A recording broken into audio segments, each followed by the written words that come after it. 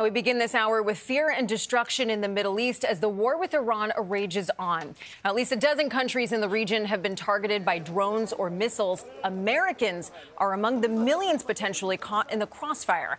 Now, there's constant bombardment inside Israel. Chief correspondent Matt Gutman is in Tel Aviv looking into what might come next in this war. Now, Matt, you've been talking to Israeli officials. What are you hearing about Iran's military ability right now? So, Kelly, in speaking with those officials, what we're seeing is a sort of race against the clock. The U.S. and Israel are trying to wipe out Iran's missile capacity before they run out of missile interceptors, without which the city behind me would likely be smoldering. And while Iran is trying to conserve its stockpile in anticipation of a longer war, and we're being told that the longer this war lasts, the more it favors Iran, because for the regime, the bar is super low. For them, victory merely means survival. And we spoke with Dr. Sonam Vakil. She's a leading Iran analyst who was actually born in Tehran. This is existential for the Islamic Republic.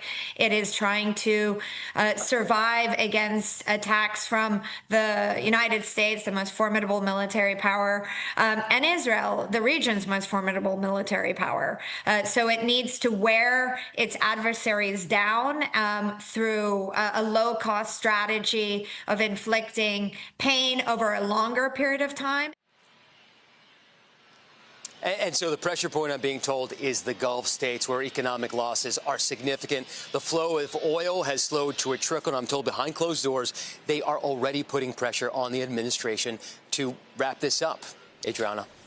That's such an important geopolitical point there, Matt, because it really is so complex. And now roughly a dozen other countries are being targeted by Iran. But let's talk a bit about the goals here. The Trump administration has said that one of the goals is to eliminate Iran's nuclear program. What is Iran's nuclear capability right now? So obviously so much conversation about Iran's nuclear capacity. And I was briefed by Israeli officials about this, and they say that Iran did have the capacity to produce weapons-grade uranium on super short notice, but they were, quote, far from being able to produce an actual bomb, which technically is incredibly complex. Now, interestingly, I've also learned that Israel began plans for this kind of campaign way back in June of 2023. The next stage, I'm told, will be full air supremacy once the U.S. and Israel feel like they can fly over Tehran as if it were Texas. And at that point, I'm told the attacks will be more precise, more intense, and we might see different sophisticated attacks like cyber attacks as well. Adriana. All right, Matt, I'll take it from here. Matt Gutman reporting from Tel Aviv. Matt, stay safe. Thank you very much.